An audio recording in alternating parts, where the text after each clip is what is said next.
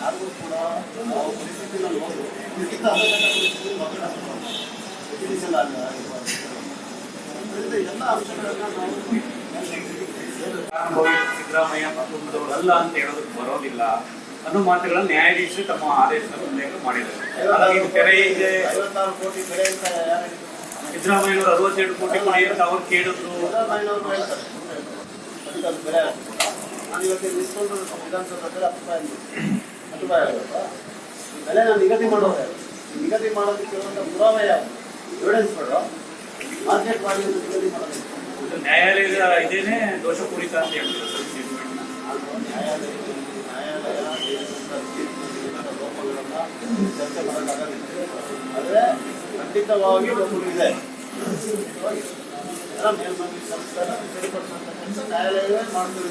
Sir ಮತ್ತೊಂದು ವಿಚಾರ ಹೇಳಿದ್ರು ಸರ್, ಈ ಕೆಸರೆ ಗ್ರಾಮದಲ್ಲಿ ಏನು ಭೂ ಸ್ವಾಧೀನ ಆಗಿತ್ತು ಜನ ಕರ್ಕೊಂಡಿರುವಂಥ ಜಮೀನಿಗೆ ಪರಿಹಾರವಾಗಿ ವಿಜಯನಗರ 2ನೇ 3ನೇ ಹಂತ ಮತ್ತು 4ನೇ ಹಂತದಲ್ಲಿ ಬಂದಿರುವಂಥ 125 ಪ್ರಕರಣಗಳನ್ನು ನ್ಯಾಯಾಲಯಕ್ಕೆ ಸಲ್ಲಿಸಿದ್ದೀವಲ್ಲ, ದಾಖಲೆಗಳಿದೆಯಲ್ಲ, ಕೂಡ ಗೊತ್ತಿದೆಯಲ್ಲ, ಏನಿದು ಮರಕ್ಕೆ ಒಬ್ಬರಿಗೆ ಸಿಕ್ಕಿರುವಂಥದ್ದು. ಅದರಿಂದ ಅದನ್ನೇ ಮತ್ತೆ ಹೇಳ್ತಾ ಇದ್ದೀವಿ, ನ್ಯಾಯಾಲಯದಲ್ಲಿ ಮಾಡಬೇಕಾಗಿರೋಂಥ ವಾದ ಮುಂದೆ ಮಾಡೋಕ್ಕೆ ಸರಿಯಾಗುತ್ತೆ ಆದರೆ ಖಂಡಿತವಾಗಿ ಹಲವಾರು ಕಾನೂನಾತ್ಮಕವಾದಂಥ ಲೋಪಗಳು ಮತ್ತು ವಾಸ್ತವದಲ್ಲಿರುವಂಥ ಲೋಪಗಳನ್ನು ನಾವು ಎತ್ತಿ ಮಾಡಿದ್ವಿ ಮತ್ತು ಆರಂಭ ತೀರ್ಮಾನಗಳನ್ನು ತಗೊಳ್ತೀವಿ. ತಗೊಂಡಿಲ್ಲ ಎಲ್ಲಿ ನಿಮ್ಮ ಲೀಗಲ್ ಟೀಮ್ ತಗೊಂಡೋದಂಥ ದಾಖಲೆಗಳನ್ನು ಅಲ್ಲಿ ಮನುಷ್ಯರಿಗೆ ವಿಫಲ ಆಗಿದೆ. ಇದಕ್ಕಿಂತ ಇನ್ನೇನು ದಾಖಲೆಗಳೇನಿದೆ ಬಹಿರಂಗವಾಗಿ ಎಲ್ಲ ಸಾರ್ವಜನಿಕರ ವಲಯದಲ್ಲಿ ಇದೆ. ಆ ದಾಖಲೆಗಳ ಮೇಲೆ ಜಡ್ಜ್ ಮುಂದೆ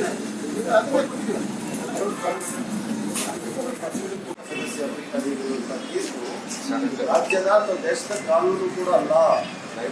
ಕೊನೆಯದಾಗಿ ನಮ್ಮ ನ್ಯಾಯಾಂಗ ವಿಚಾರಣೆ ವ್ಯವಸ್ಥೆಯಲ್ಲಿ ಉಚ್ಚ ನ್ಯಾಯಾಲಯದಲ್ಲೇ ಅಪೀಲ್ ಇದೆ, ಸರ್ವೋಚ್ಚ ನ್ಯಾಯಾಲಯಕ್ಕೆ ಹೋಗುವಂಥ ಅವಕಾಶ ಕೂಡ ಇದೆ. ಕೊನೆಯ ತೀರ್ಪು ಸರ್ವೋಚ್ಚ ನ್ಯಾಯಾಲಯ ನೀಡಿದಾಗ ಮಾತ್ರ ಅದು ಈ ದೇಶದ ಕಾನೂನು. ನಾವು ಯಾರು ಕೂಡ ಬೇರೆ ಕಬ್ಬಿನ ಮೇಲೆ ಬರೆದಂಥ ಅಭಿಪ್ರಾಯ ಸರಿಯಲ್ಲ. ನ್ಯಾಯಾಧೀಶರು ಅವರಿಗೆ ಏನೇನಿದೆ ಅದು ಬರೆದಿದ್ದಾರೆ, ಅದನ್ನು ನಾವು ಒಪ್ಪಸಲು ಸಾಧ್ಯ ಇಲ್ಲ.